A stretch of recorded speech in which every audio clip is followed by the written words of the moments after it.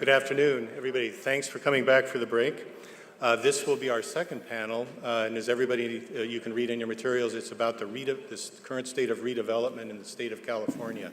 The moderator is a good friend of mine named Jillian Van Mooden, and I personally know Jillian from her her dedication to the California real property section. She is over the course, she's an advisor now, but over the course of the last 9 or 10 years has served in many functions and served in an exemplary manner for the California State Bar. In her previous job, the one that she had before her current job, she was the general counsel to the Community Development Department of the city of Glendale.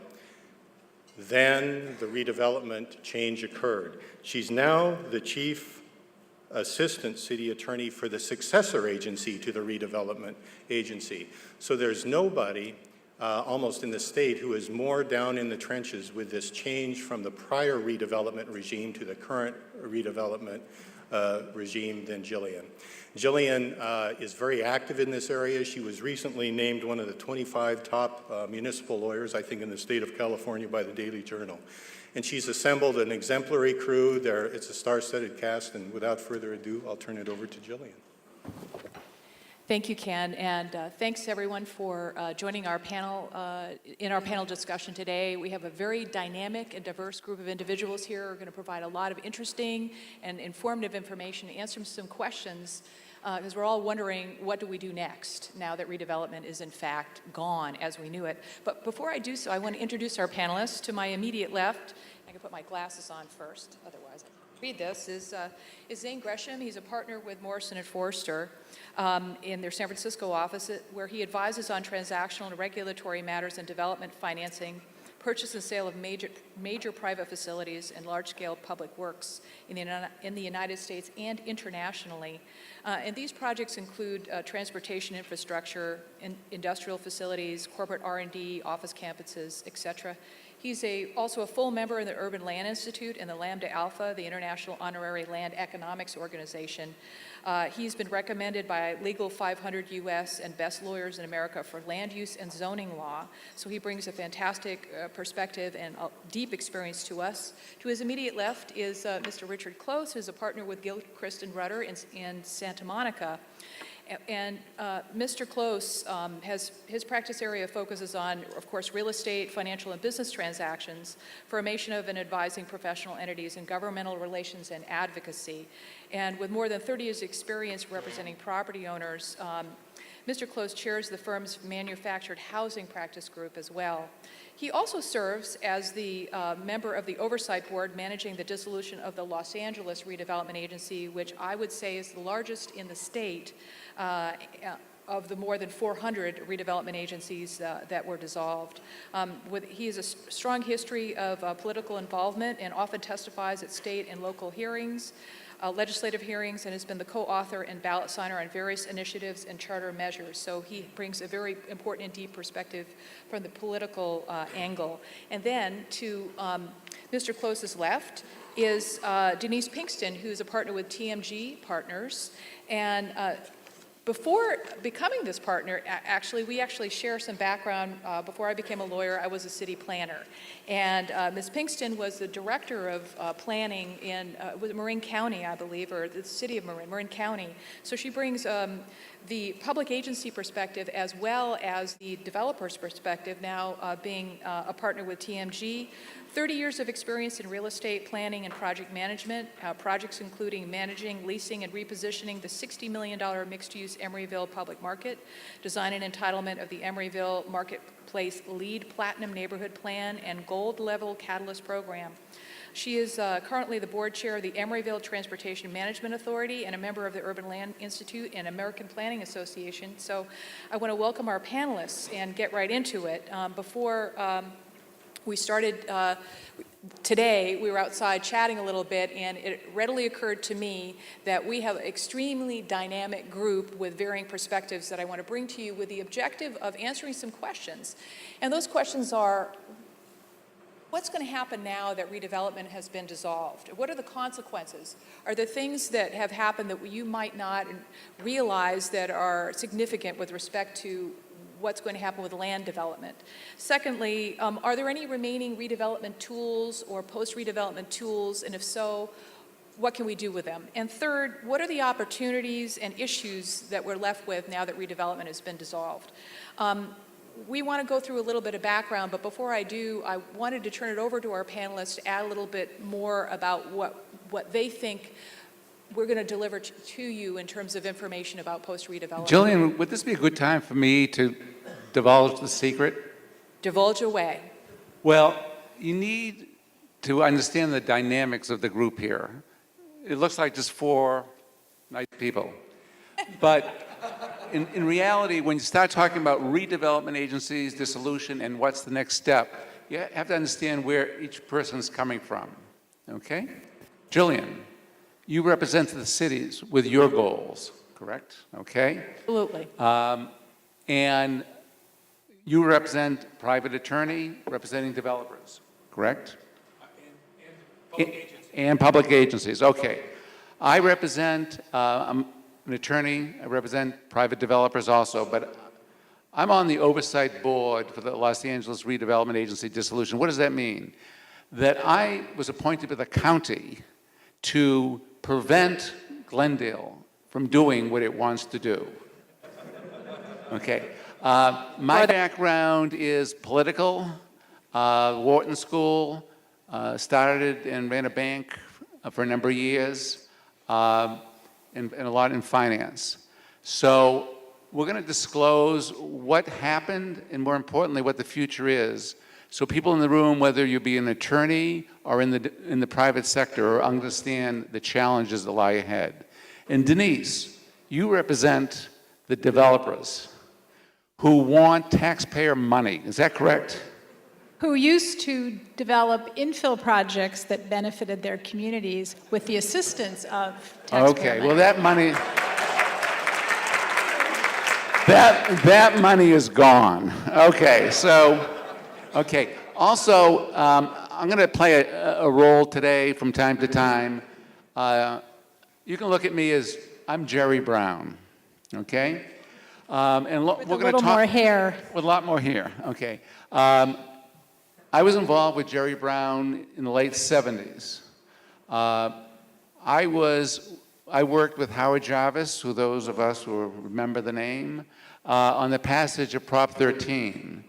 And I worked with him, Jarvis, and worked to try to get some changes made with Jerry Brown, who was governor, and his assistant at the time, Gray Davis. So as we talk about the future, I may chime in from time to time about, well, what would Jerry say about that? So with that, now that everyone knows the perspective of the various people, let's continue. Thank you, Richard. Oh, good, it's working. I think it's partially working. Is it? It's good, all right, thank you. Well, let's move on, because what we wanted to just briefly, we're not going to go through this, you can read it yourselves, but what we've got is an entirely new administrative structure. Redevelopment agencies were eliminated. Now we have successor agencies that are, whose activities are overseen by the oversight boards, and all of their activities are also approved by the State Department of Finance. So an entirely new structure, which in and of itself has, to put it lightly, created numerous difficulties and generated a significant amount of litigation. At this point, I think there are 40 separate lawsuits out there over various components of the implementation of 1484 and AB 26, having to do with various aspects. I have a listing of those cases if anyone is interested. I'm not going to go into them in detail. Most of them have to do with whether or not recognized obligation payments, schedules, the enforceable obligations listed thereon are in fact enforceable obligations. Which translated into developer speak, because we're not so good about the acronyms, means that if you thought you had a deal with a redevelopment agency and you had a contract as of January of last year and you didn't finish the contract and get paid out completely, this gentleman is now deciding whether you have a valid and binding contract, and the money which you already spent that you were supposed to get from the redevelopment agency may or may not be there when you need it. So there are a lot of ongoing projects that are in limbo, sales transactions that are being stopped midway, projects that can't ever be completed. And you can imagine that really the only beneficiaries at the current moment in time are the lawyers who sit to my right. Absolutely. And speaking on behalf of the lawyers, thank you, Jerry Brown. In addition, even after the successor agency determines that there's a valid contract that should be performed, it goes to the oversight board, and even with the oversight board agrees, it goes to the Department of Finance. And you have to understand that at each stage you run the risk, because the successor agency may be relatively friendly to the projects, usually made up of people who have some fellow feeling. The oversight board, not so much, because some of the beneficiaries of eliminating those projects sit on that, and so they may want to divert funds that should go to the project to other uses, unworthy uses like schools or county hospitals, things like that. And maybe we should say just who the successor agencies are. Those are the former redevelopment agencies, and the oversight board consists of appointees from the taxing entities in that county, as well as 2 representatives from the city and the employee organization of the former redevelopment agency. And then lastly, if it goes to the Department of Finance, the Department of Finance is scraping around to find, if it can lawfully, a reason to take money from the coffers of the former redevelopment agency for state purposes, which, if we recall, was the very reason that redevelopment was eliminated. And ergo the litigation that I referred to earlier, and that is a large and vast disagreement over what constitutes an enforceable obligation, whether that's a disposition and development agreement, is an exclusive negotiating agreement, or a loan commitment. Are those enforceable obligations? And that's where the rubber has met the proverbial road with respect to conversations with the Department of Finance, who has hired numerous analysts with no background in redevelopment or anything close to anything that any of us up here have been doing most of our professional careers. Let's tell the lawyers and non-lawyers in the room a little secret, another secret. Enforceable obligations is supposed to be a written contract entered into by a redevelopment agency as of June of 2011. If it was entered into, it's valid and enforceable. If it wasn't signed, therefore, it's void, doesn't exist. Seems very simple. However, that's not the case. Clever lawyers have come up with the concept of equitable estoppel, which means, well, we didn't have a contract in June of 2011, but we almost had a contract. And Actually, again, it was, because he's the oversight board, he thinks it's June. It was January 2011 was the date of the enforceable agreement. And anyways. This is what I'm talking about. Okay. The agencies have been approving unsigned contracts, and the Department of Finance has been approving, as well as Oversight Board, approving unsigned contracts, even though technically they're not. So if any lawyer, non-lawyer in the room has clients that have what's called an enforceable obligation, they can be enforced, and the funding or the property can be obtained. Essentially what happened when people started taking this legislation seriously was a rush for the doors. As you recall, reading the current gun legislation pending, all of a sudden gun shows, attendance went up enormously and guns were flying off the shelves in Walmarts. Well, sort of the same thing happened in the redevelopment world. Once people got wind of the fact that redevelopment might actually be eliminated, there was a period of time where people signed all kinds of stuff and called it a valid and binding agreement and hoped that it would pass the smell test when it reached the Oversight Board and then the Department of Finance. There are a lot of what should have been held enforceable agreements that were relied upon by parties who proceeded in good faith in a timely way, which may or may, so I'm not talking about the rush for the door behavior, but there were a lot of agreements that people really did rely on to do real estate deals that are now in limbo. And a lot of companies and properties that are really just hanging out there waiting to see what happens with this process. So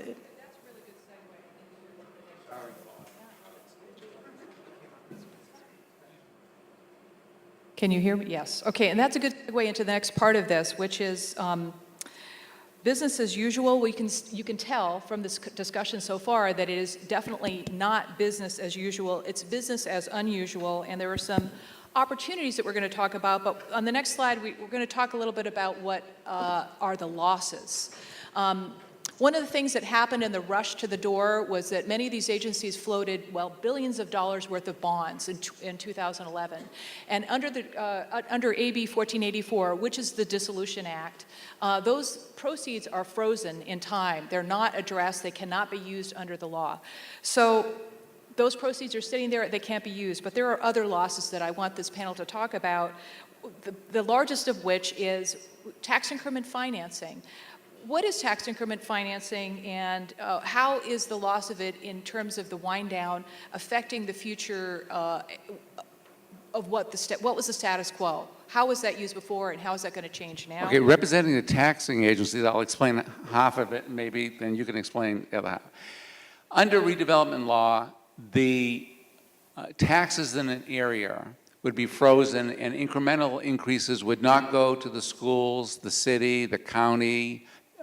They would go into that redevelopment agency.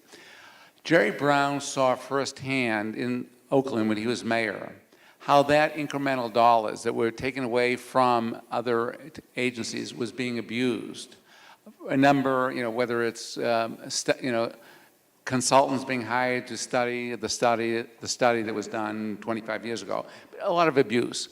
So the decision was made by Jerry Brown that he wanted to eliminate it because of the abuse.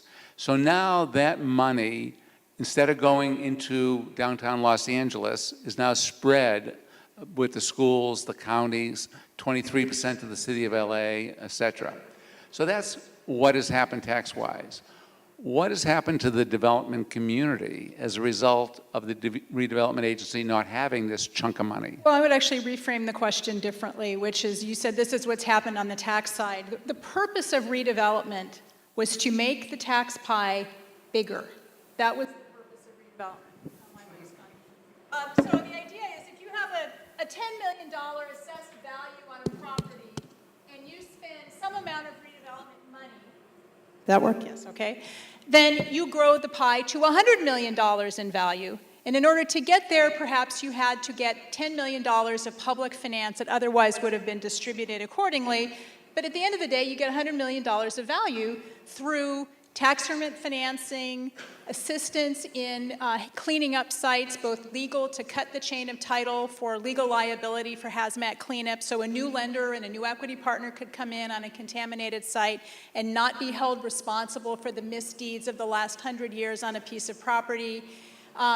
You had the power of eminent domain, so that agencies, if you were trying to assemble 100 acres of land to build a new downtown for a community that had a very suburban land use pattern, you could assemble all of those 10,000 square foot lots and put together a 10 or 15 acre site to do a meaningful development, and again, change the land value from that low level to $100, $200, $300, $500 million project, using that whole bucket of tools.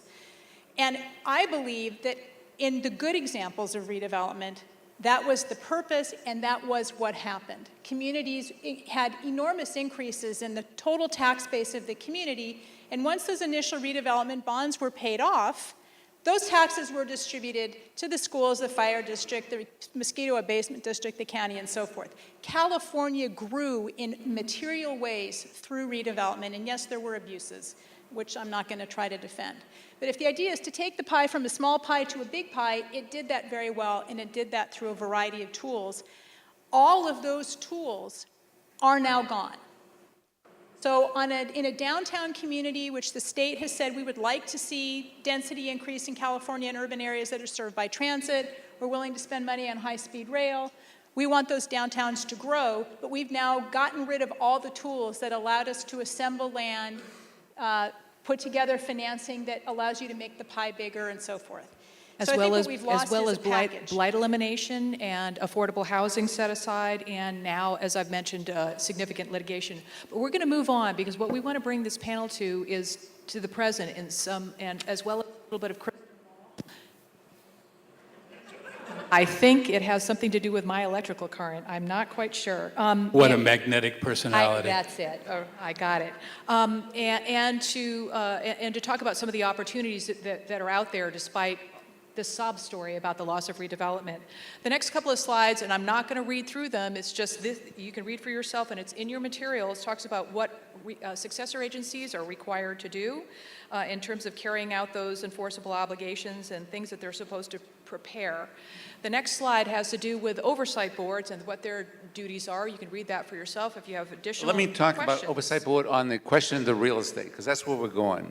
Let's do it. Okay, Los Angeles has hundreds of millions of dollars of land available to everyone in this room who wants to buy it to develop it. It's available. The state has dictated that they must sell it. And we're now working. Unless it can be used for a redevelopment purpose, so they can do a long-range property management plan, but we'll get to that. Right.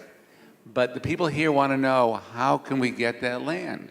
It's in very strategic areas across the state. I mean, I'm talking about Los Angeles, but it's the same phenomena across the state. We must get that land in the hands of private developers and get it redeveloped. That's the first step, because it's sitting there. Parking lots, And so how do you do that? Okay? How do we do it? I don't want to go through the technicalities. But in reality, they're going to do a property management plan, and in the next 6 months, Los Angeles City is going to be making all this, or most of the land, available. There's going to be some tension between the oversight board and the city, because the city may want to retain some of this property because it's free.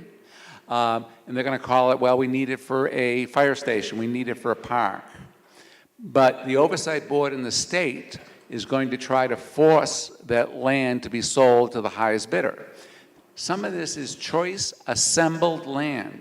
You're going to hear in a second, and Denise already touched upon it, you can no longer assemble parcels of land. But the assemblage has already occurred throughout the state.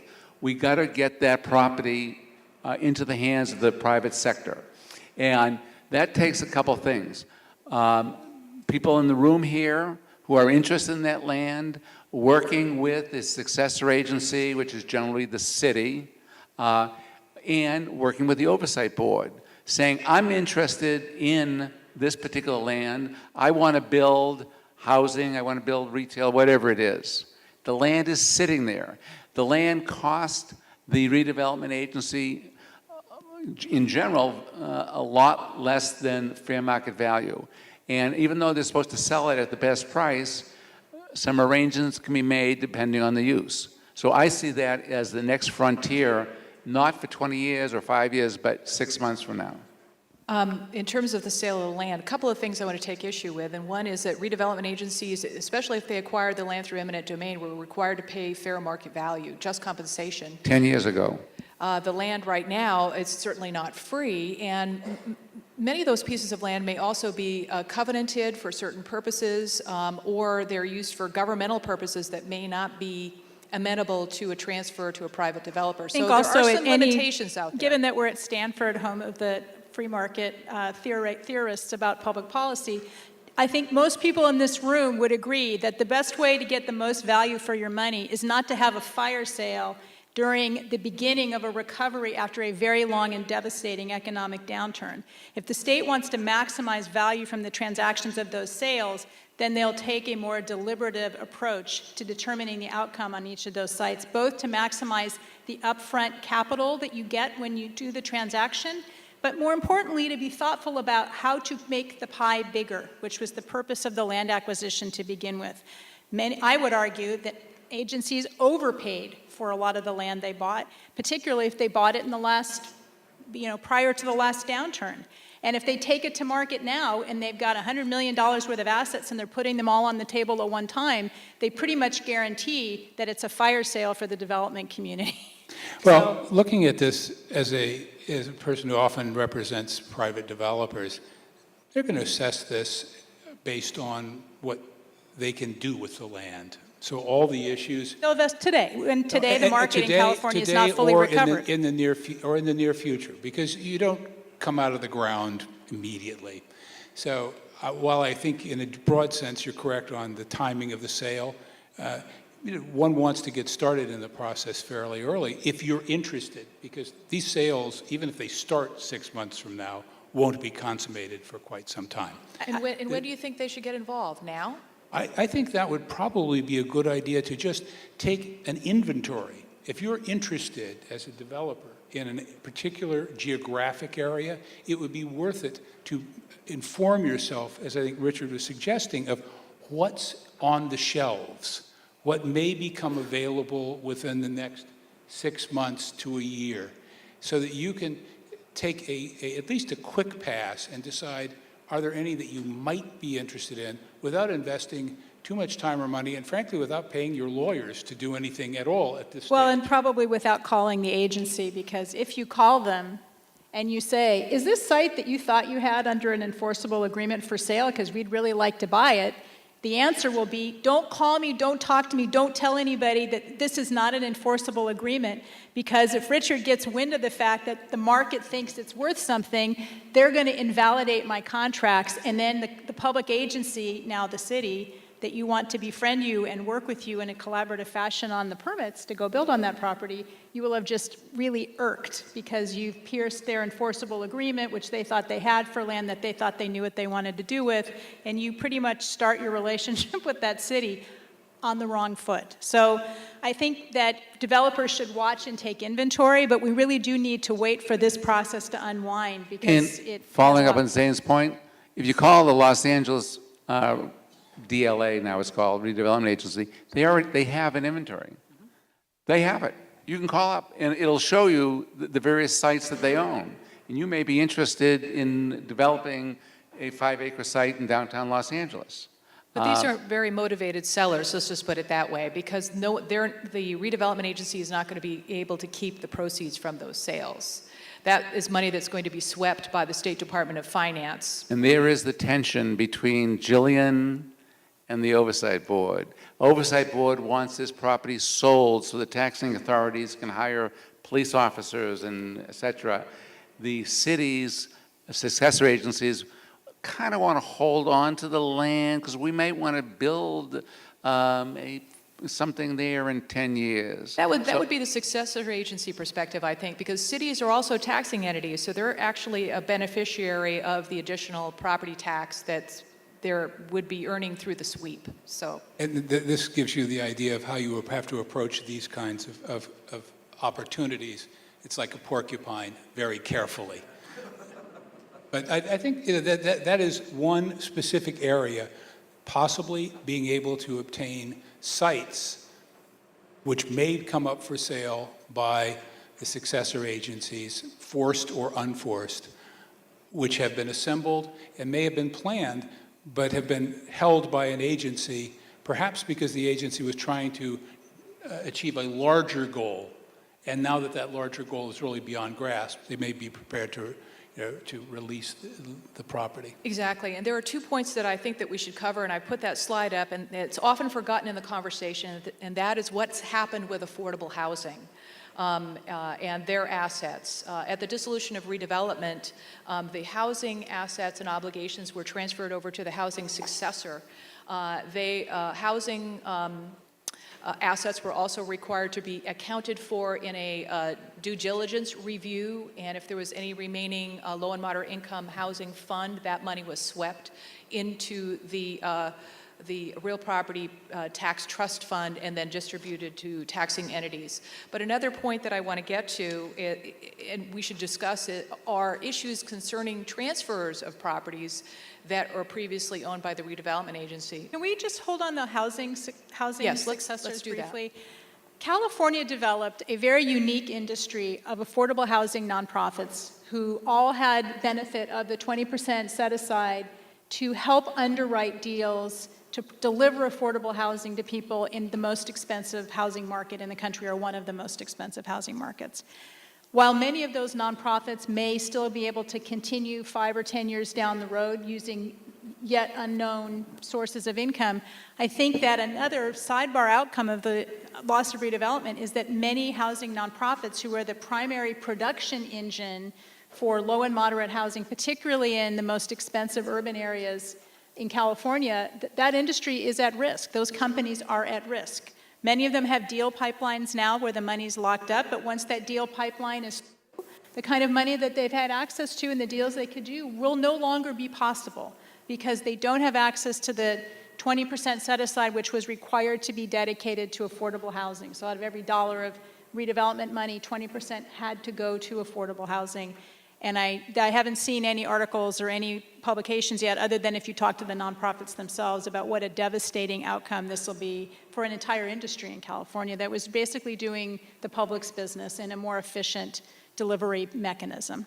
And Denise, what I heard was that it's approximately $1 billion that per year over statewide that were devoted in tax increment to affordable housing projects. Complicated deals, because it's not just that set-aside money that was used to contribute to those deals, but also federal home funds, community development block grant funds. If one piece of that stack Tax credits, of financing, it doesn't come into play, now place that complication into an existing deal. And I'll give you just a very brief case study, and that is the city of Glendale had a stack deal with also private financing from a bank. That was placed on our enforceable obligation payment schedule, and it was denied by the Department of Finance because the agreement was between our housing authority and not between the housing authority and the bank, even though the obligation is the redevelopment agency's obligation. And second, within the promissory note, the repayment terms were specifically from low and the set-aside, the low and moderate income housing set-aside. Well, because 1484 eliminated set-aside, the argument was that it can't be repaid from that source of funds. The good news, You're not alone. The good news for Glendale is that we had the bank with us, and we made the phone call to the Department of Finance. We were able to convince them in our case, but we know that we're not alone, and we fear that many other housing projects were put into jeopardy because they weren't as successful. That was a very good argument to the legislature, but redevelopment agencies are dead. So let's not mourn them as much as look forward. So what's the answer for the future? Because we only have about 20 minutes to solve the problems. I know. And well, actually, the answer to the future for successor agencies is that we are looking forward to completing these processes that we've just generally discussed to get this finding of completion, which will allow the successor agencies to do a number of things, one of which is to create a long-range property management plan, which we've discussed a little bit, where the disposition of these assets can occur in an orderly manner, will allow successor agencies to re-enter agreements that they have with their sponsoring agencies, their cities, which will allow them to repay some of the funds that were borrowed initially for startup money, will allow them to use bonds that are currently held in suspense, and that's one of the big issues. We need these investment dollars, and these investment dollars in the form of bond proceeds are sitting there, will allow that to occur. But the people in the room here, they want to build Costco shopping centers. And they need the city, since there's no redevelopment agency, to assemble the land so they can build a center.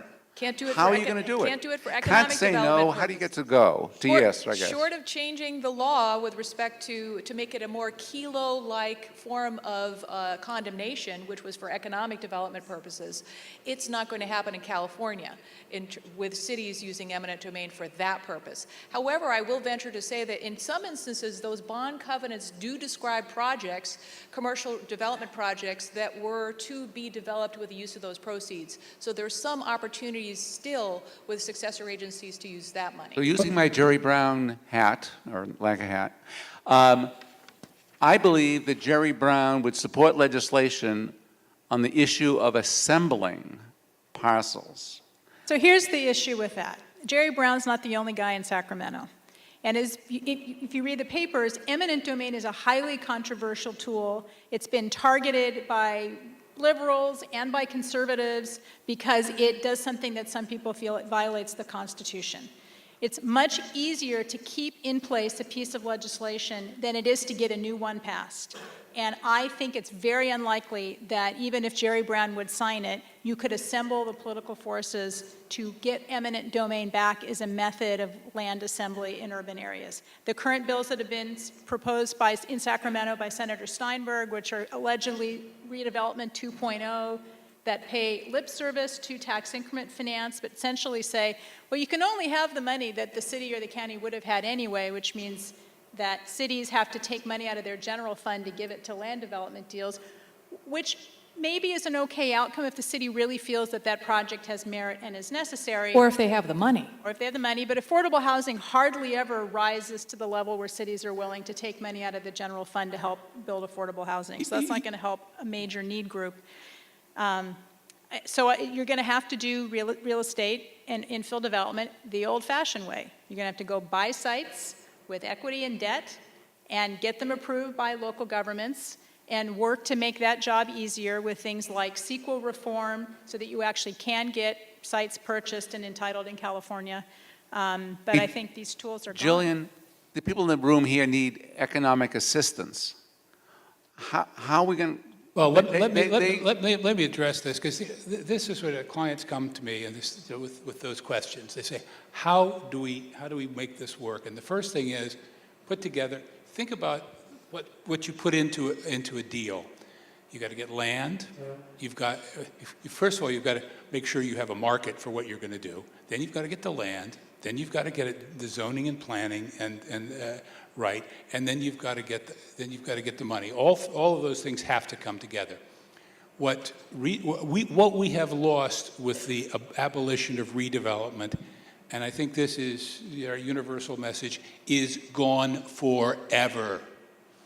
I don't see any significant piece of it ever returning in anything like its current or its prior form. Not during the.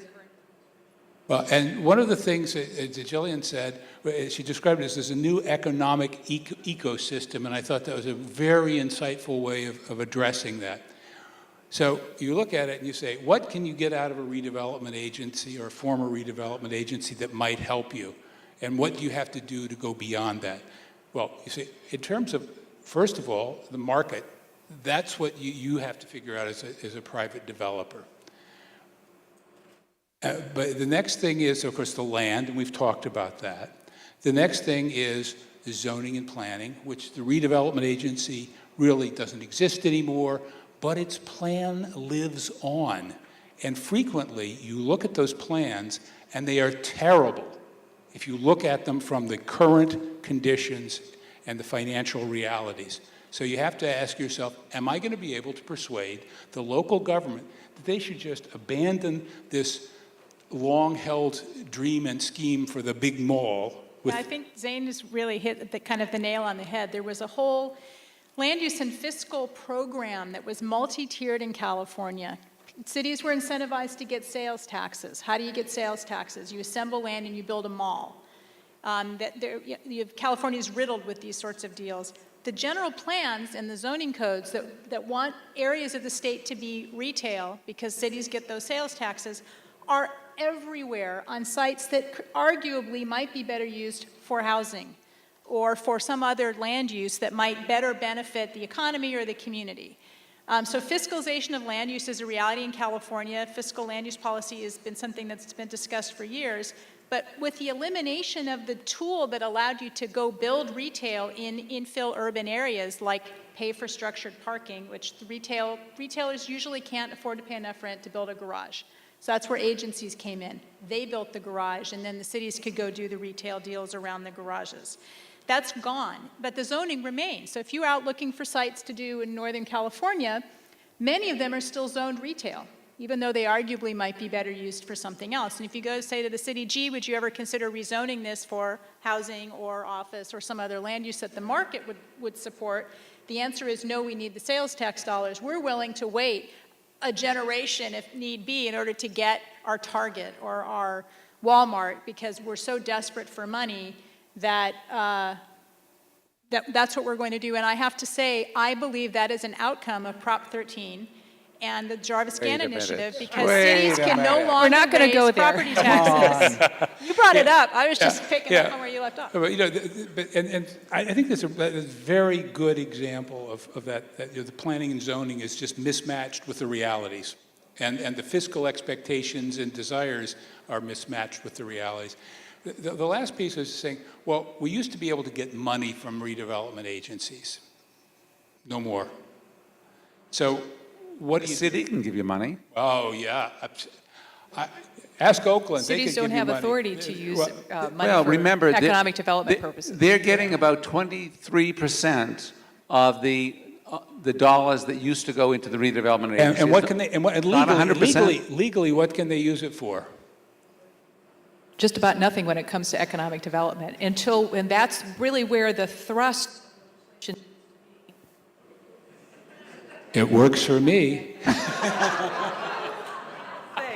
Can I speak into your microphone? Seriously, it's not working when I hold it. Okay. What was I saying? So cities can't use money for economic development purposes, and that's where the thrust of new legislation needs to be, is look for those tools and integrate those tools. There's not much receptivity at this point in time, and we don't know what's going to happen. What do you think the people in this room should tell their legislators should be done to solve the problems? There are a couple of ideas. We've hit on several of them, but one of them critically is just that: economic development tools, land assembly, the power of eminent domain for those purposes. Another one, we haven't even touched on brownfields, and it's not even within the slides, but it's a much larger conversation. But the Polanco Act, which was a special power of redevelopment agencies to assist with and oversee cleanup of brownfield sites, is gone. I do know people that are working on legislation to get that power transferred to cities, counties, and housing authorities, but we're not there yet. So we're back in the dark ages when it comes to brownfield development. Yeah, and I will have to say I am very dubious about legislative solutions in this area.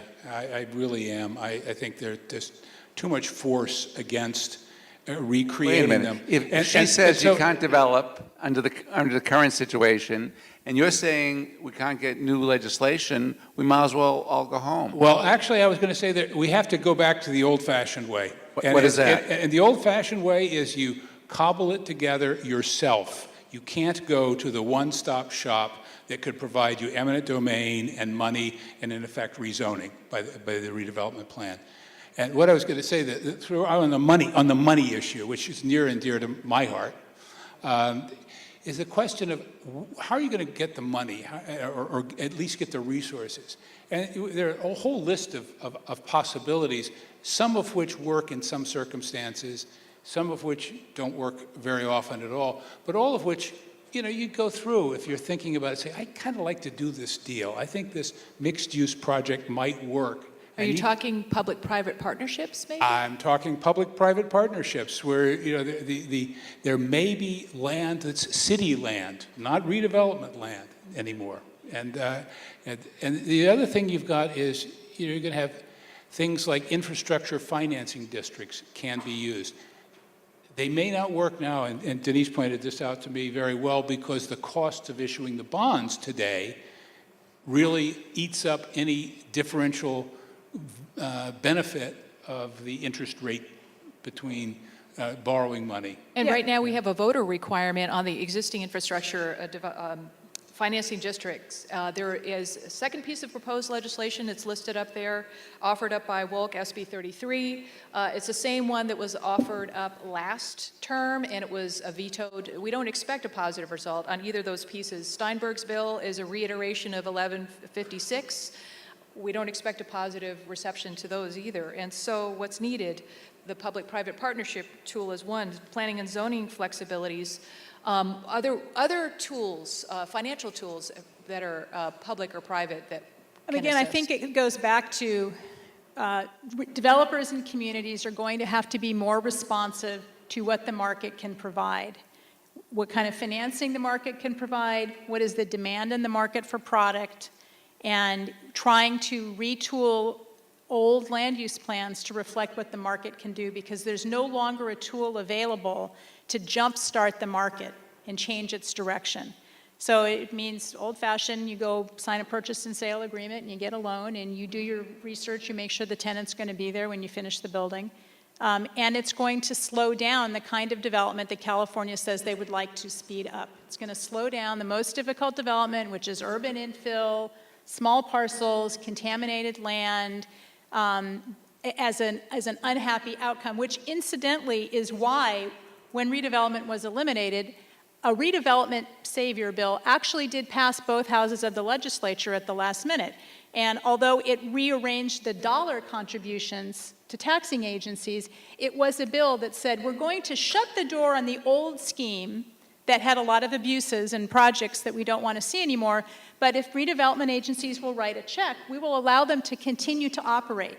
We will allow the continuance of a limited tax increment finance and all the other tools that were available to agencies. So the state legislature did approve the bill, it passed. What happened was the redevelopment industry in California decided in their wisdom to sue and throw out modifications to redevelopment as being illegal and unconstitutional. The lawyers can explain the details better than I can. And they succeeded in throwing out the bill that modified redevelopment. So what did that mean? The only bill left was the one that eliminated it. So the redevelopment industry, in effect, killed redevelopment in California through its own hubris, to use the Greek tragedy word, because they weren't willing to acknowledge that the game needed to change, that the bad actors had done things for a long time that gave redevelopment a very bad name to the extent that it couldn't pass a straight-face test anymore in many public forums, and a governor who had wielded redevelopment well in the city of Oakland was embarrassed about a lot of what he voted for when he was the mayor of Oakland, because he knew where the skeletons were and he wasn't about to advertise that as a good program for the state. He wanted the money for the state budget, and he took it. He was willing to let redevelopment live. The redevelopment agency itself was unwilling to live with any modification at all to the scheme, and as a result, they got nothing. Well, and the missing piece there was, in that piece of litigation, is that the legislature can createth and it can taketh away, and that was the bottom line.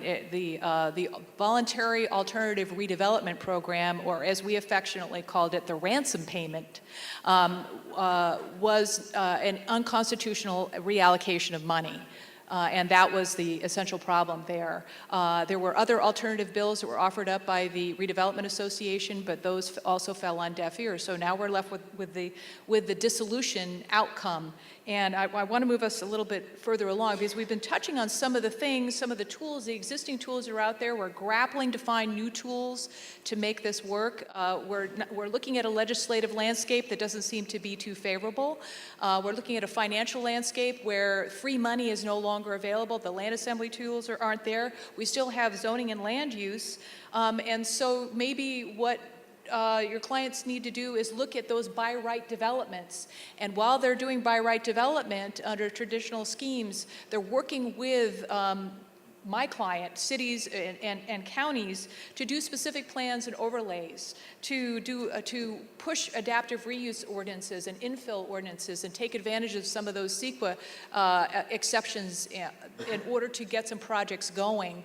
And looking forward with changes that are coming up in CEQA law that are going to make infill development hopefully a little bit easier and jive with what happened with AB 32 and 375, and those are the Global Warming Solutions Act.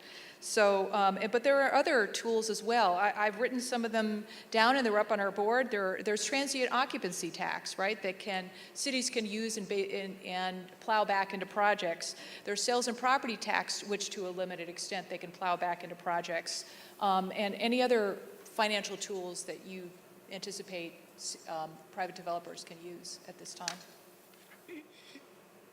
You know, speaking of cities, one of the things cities have to recognize is, because they don't have the benefit of redevelopment, and many cities do recognize this now, they can't load up projects with all of the special requirements. And that Northern California is probably more severe about this than in Southern California. Not necessarily. But But you've got the low-income fee, you've got the transit fee, you've got the local hire requirements, you've got living wage, you've got all these other things that that actually are loaded on projects that are not receiving governmental benefits. And when you get to that point, you're increasing the cost of all development, even though there may be some that you'd say, that's really, that's such Well, a good in some public cities- purpose. We should go ahead with that project, even though it's not meeting all of our litmus test requirements of San Francisco or Oakland or Berkeley. Again, redevelopment allowed an old scheme where cities, without saying it because you can't say it aloud and have it be legal, would, in a development agreement, impose heavy exactions and fees on the one hand, and then in an OPA, give you money back on the other end. So developers were neutral. Money in, money out kind of didn't matter as long as you could pay for your full project cost. But a lot of those regulatory schemes to do exactions from projects are in place without the ability to, on the other side, to give the developer the money to offset them. So again, some of these schemes that assumed a redevelopment tool was available are going to have to be readjusted so that the private market can function. And California's going to continue to develop. Infill's not going to stop. It's just that you're not going to get big, grandiose redevelopment projects. You'll get smaller projects. You'll still get housing. It won't happen as quickly. And it will be have to be much more flexible and adaptive to what the market can deliver. I'm very optimistic. I think, number one, that cities will have to work with the developers if they want to see areas changed for the better, because they cannot say, go to the redevelopment agency. They're going to have to work with developers on projects. Number two, I think the legislature will pass laws to facilitate the projects as long as it does not involve substantial misdirection, as Jerry Brown would say, of tax dollars. And I think that the land at this point in time is probably at a price such that a lot of these projects can be built. So I'm optimistic. Sometimes when there is abuse, you have to strike down the agency that created it and then create solutions to the problems that we've been discussing.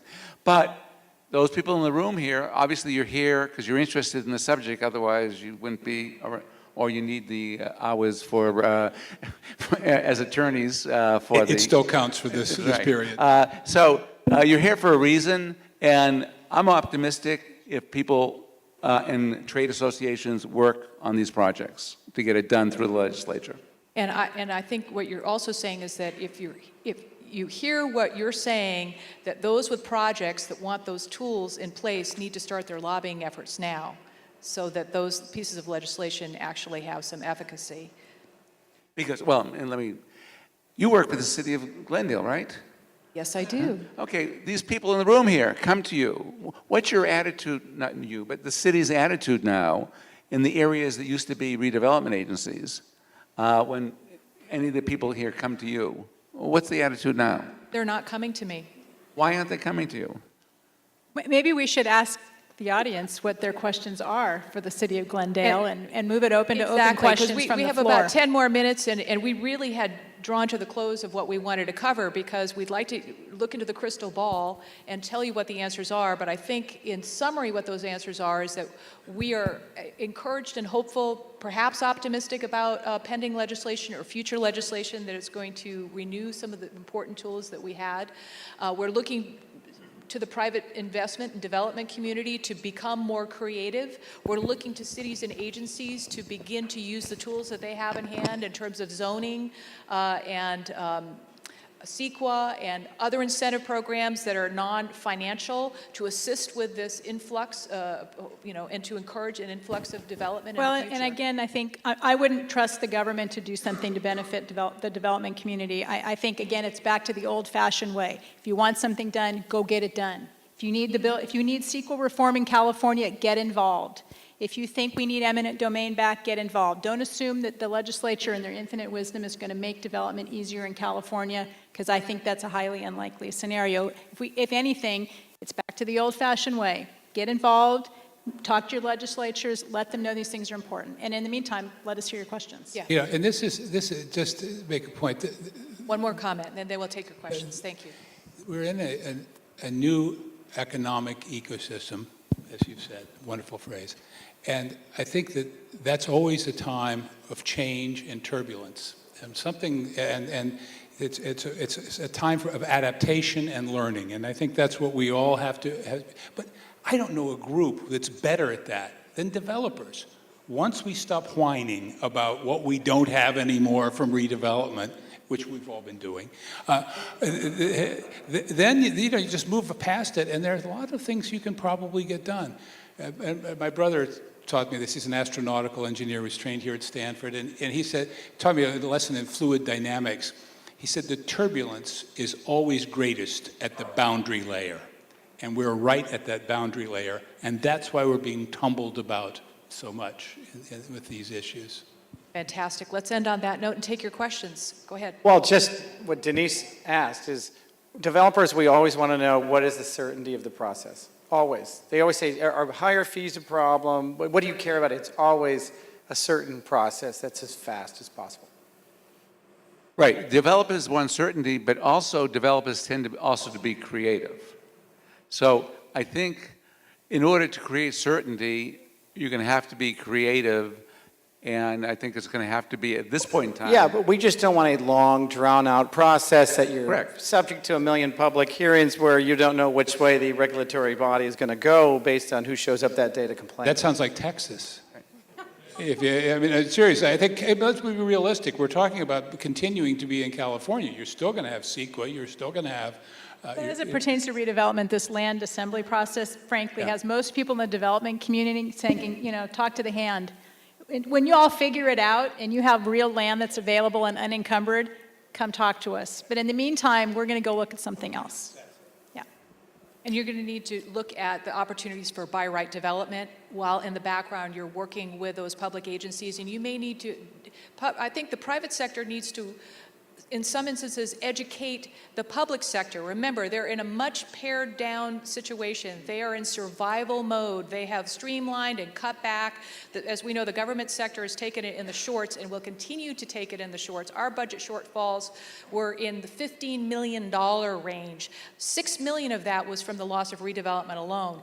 That will continue on a going forward basis. So I think the public sector is going to be relying to a much greater degree on the resources and the wisdom and the creativity that's available out there in the private sector. And so think about those P3 projects, which... I have a question primarily on if you can explain how the long-term land management and disposition process works, number one. But number two, to speak to your question about eminent domain, I've worked for 16 different redevelopment agencies. Rarely did we ever see a redevelopment agency use the power of eminent domain. More likely, we'll go out to the marketplace and overpay for the price of land. So that's why you're not seeing a lot of people clamoring about the loss of eminent domain. But if you can answer my first question, I certainly appreciate it. That's on the long-range property management plan. Once the finding of completion is issued by the Department of Finance, and that is after the redevelopment agencies complete their due diligence reviews, the money that is unencumbered has been swept away, then they are issued the so-called golden ticket. And at that point, the long-range property management plan, which will consist of a listing of the properties that are unencumbered and are potentially available, the fair market value to the best estimation, and whether or not there is some redevelopment purpose or objective that's associated with any of those properties, and a proposed disposition of those properties. In some instances, agencies will be interested in proposing a disposition for sale, and other instances they won't. That will go to the successor agency, to the oversight board, with ultimate approval coming from the Department of Finance. Let me give you a so secret. That's the structure. Secret, not a secret. Earlier I said there's going to be tension between the state and the oversight board and the cities, about how to dispose of this land. If you or anyone in this room are interested in purchasing an item on the land, make it known to the oversight board. Because if they know there is $20 million available because you're willing to buy it, city is saying, no, we want to do something 30 years from now and we want to keep it. I think the state and the oversight board would be very interested in further discussion with you. But the city council might not be very happy that you did that. So again, it's a very fluid and Speaking of changing tension. situation. And we would never propose doing something 30 years from now. It would be for an immediate project. So I think we're going to take one more question. We'll take one more question. There's actually a gentleman over here who's been waiting. So, could you shed some light on how the Department of Finance, I mean, we do want certainty, and this whole process, you can go to meetings at the Oversight Board, it's tangible, and then it goes into the abyss of the Department of Finance. How are they going to look at these transactions, and specifically, are they going to be willing to contribute properties and get long-term benefits, or do you think that they're going to want to have cash today? Cash today. I think there's going to be a lot of litigation. And with that, we'll end it. I think for this, what we'd like to try to do this time is take a slightly shorter break so that we can get Michael Covarrubias on and hopefully have a little bit of time for Q&A. So if we might try to get back within 10 minutes this time and start, oh boy, if we did it this time, we'd be back at 4:20.